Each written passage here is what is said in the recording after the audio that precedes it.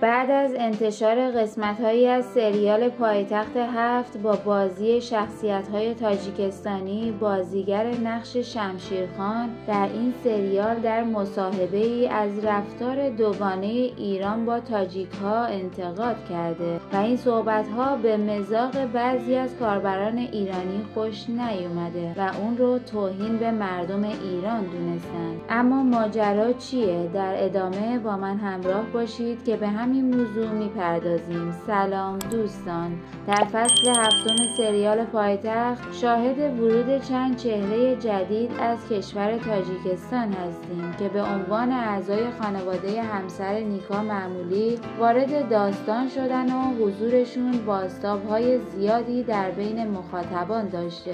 یکی از این بازیگران منوچهر حبیبوفه که نقش دولت همسر نیکا رو ایفا میکنه. اون بازیگری اهل روسیه است که در تاجیکستان بزرگ شده و به زبان فارسی تاجیکی تسلط کاملی داره. حبیبوف در رشته زبان فارسی تحصیل کرده و همین ویژگی باعث شده بتونه نقش خودش رو در سریال به خوبی اجرا کنه و مورد توجه قرار بگیره. شخصیت شمشیرخان پدر دولت رو قربان صابر، هنرمند با سابقه تاجیکی بازی میکنه. اون 64 سال سن داره و چهره مطرح عرصه هنر در کشورش به شمار میره. علاوه بر بازیگری، قربان صابر در زمینه کارگردانی تئاتر هم سابقه طولانی داره. سریال پایتخت 7 دومین تجربه اون در مجموعه‌های تلویزیونی ایرانیه. قبلا هم در سریال در چشم باد هم نقش‌آفرینی کرده بود.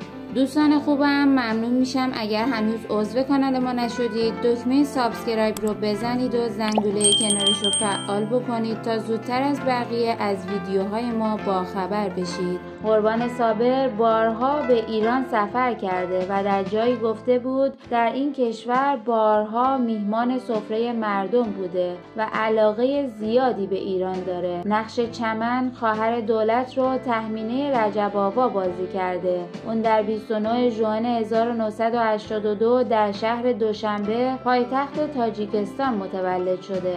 مادرش پزشک و پدرش اقتصاددان بود. تهمینه دوران ابتدایی رو در مدرسه‌ای در تاجیکستان گذروند و به طور همزمان در حوزه موسیقی هم آموزش دید. بعد از اون به همراه خانواده‌اش به مسکو مهاجرت کرد و 2 سال در مدارس روسیه به زبان روسی تحصیل کرد.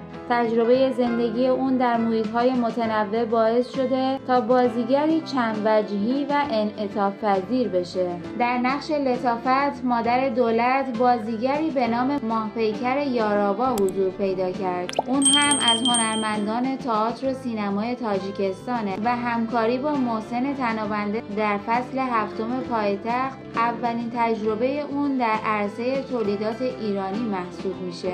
ورود بازیگران تاجیکی به سریال پایتخت 7 با بازخوردهای متفاوتی روبرو شد. عده‌ای این تغییر رو پیشرفت ارزیابی کردند و معتقدند که این نوآوری به جذابیت سریال افزوده و ارتباط فرهنگی بین ایران و تاجیکستان رو پررنگ‌تر کرده. به ویژه برای مخاطبانی که به موضوعات قومیتی و تنوع فرهنگی علاقه دارند، این اتفاق خوشایند بوده و سریال رو از یکنواختی خارج کرده. در مقابل برخی دیگر از تماشاگران نسبت به این تغییرات احساس نارضایتی کردند. اونها میگن فضای سریال که در فصلهای قبلی بیشتر به زندگی روزمره خانواده‌ها در مازندران تمرکز داشت، حالا از حال و هوای بومی خودش فاصله گرفته و همین مسئله باعث شده حس آشنایی همیشگی پایتخت کمرنگ بشه. اما به تازگی قربان صابر بازیگر نقش پدر دولت در مصاحبه جنجالی حرفهایی رو بیان کرده که به شدت قابل تأمل و توجه بود. این صحبت‌ها با اینکه در دل خود به دوستانه بودن محتوا اشاره کرده بود، اما خشم طیف طیفی از کاربران رو در شبکه‌های مجازی برانگیخت و این صحبت‌ها رو توهین به مردم دونستن، زیرا این مردم نیستن که این فاصله رو ایجاد کردن و مردم سهمی در سانسور ما ندارن. ولی قربان صابر میگه مشکل از شماست و این به معنی مشکل مردم ما با مردم تاجیکستانه، در صورتی که مردم ایران مردم تاجیکستان رو به عنوان برادران و خواهران خودشون میدونن و برای تاجیکستان به عنوان یک کشور با پیوندهای عمیق فرهنگی احترام قائلن. بی هیچ تردیدی میگم که رویکرد ایران به ویژه در عرصه فرهنگی و رسانه‌ای نسبت به ما چندان دوستانه و همراه نبود. در طی 30 سال فعالیت حرفه‌ای بارها به ایران سفر کردم، ولی چیزی که در رسانه رسمی ایران دیدم چیزی نبود جز بی‌توجهی به موسیقی، فرهنگ و هنر ما. با وجود همه رفت و آمدها هیچ وقت صدای موسیقی تاجیکی رو از رادیو و تلویزیون ایران نشنیدم. حتی در معدود مواردی که یکی از آهنگ‌های هنرمندان بزرگ ما مانند دولتمند خلف پخش شده، تصویر خود اون رو نشون ندادن. به جاش منظره‌هایی از طبیعت یا گل و بلبل پخش کردند. این مسئله برای من نه فقط عجیب بلکه دردناکه. چرا باید هنرمند ما صداش پخش بشه اما چهرش دیده نشه؟ چرا باید حضور هنری ما رسمیت نداشته باشه؟ این سوال برای من همیشه پیش میاد که چرا یک خواننده با استعداد از ما یا حتی فیلم هنری خوب تاجیکی نباید جایی در رسانه‌های ایرانی داشته باشه؟ چرا ما نباید سهمی در این ارتباط فرهنگی داشته باشیم؟ اگر به تلویزیون و رادیوی تاجیکستان نگاه کنید میبینید که در اونها هیچ ممانعتی برای پخش آثار ایرانی وجود نداره.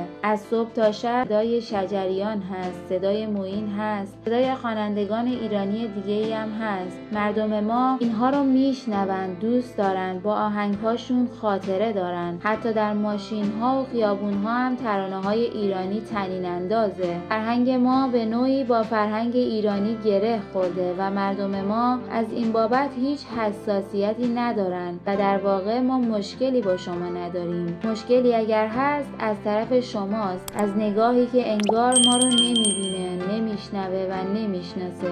این حرفها رو با محبت میزنم، نه از روی گلایه و شکایت، بلکه از سر دلسوزی، چون باور دارم اگر قدمی برداشتن، اگر حرکتی صورت بگیره، نسل جدید ما بیشتر به هم نزدیک میشن، بیشتر مشتاق ارتباط خواهند بود. مهمه که بین بچه‌های ما، جوانهای ما حس همدلی و آشنایی صورت بگیره.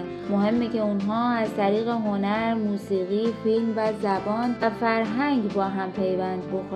خوشحالم که بالاخره حرکتی هر چند کوچیک در این مسیر اتفاق افتاد. اینکه همکاری بین دو کشور در قالب یک سریال یا اثر هنری شکل گرفت برای من اتفاق مهمیه. دیگه فقط در حد شعار نموند. این بار دوستی ایران و تاجیکستان در عمل نمایان شد، روی پرده سینما، در قاب تصویر. این همون چیزیه که سالها دنبالش بودم. امیدوارم فقط آغاز باشه نه پایان. ما به این قبیل پروژه ها نیاز داریم، به کارهایی که پلی میون دلها بسازه، نه فقط مرزها. دلم میخواد از همه کسایی که چنین فکری رو در سرشون پرورش دادن و اون رو به مرحله عمل رسوندن تشکر کنم. اینها فقط سازندگان یک فیلم نبودند، بلکه سازندگان یک رابطه تازه، یک زبان مشترک نو بین دو ملت بودند. کاری کردن کارستون. پشت این پروژه فقط یک کار هنری نبود،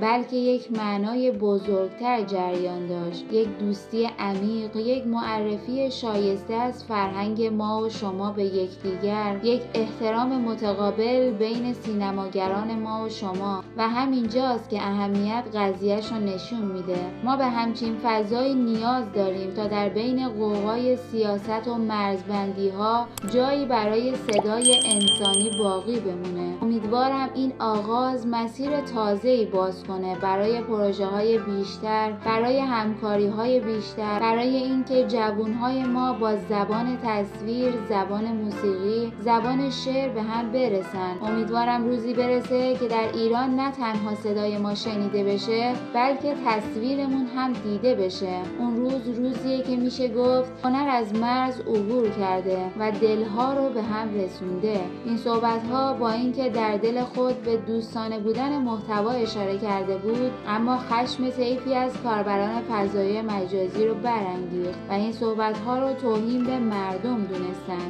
زیرا این مردم نیستن که این فاصله رو ایجاد کردن و مردم سهمی در این سانسورها ندارن. علی قربان صابر میگه مشکل از شماست و این به این معنیه که مشکل مردم ما با مردم تاجیکستانه، در صورتی که مردم ایران مردم تاجیکستان رو به عنوان برادران و خواهران خودشون میدونن و برای تاجیکستان به عنوان یک کشور با پیوندهای عمیق فرهنگی احترام قائلند. مرسی که تا پایان این برنامه هم با من همراه بودید. در ادامه دعوت میکنم ویدیوهای پیشنهادی روی صفحه رو هم تماشا بکنید.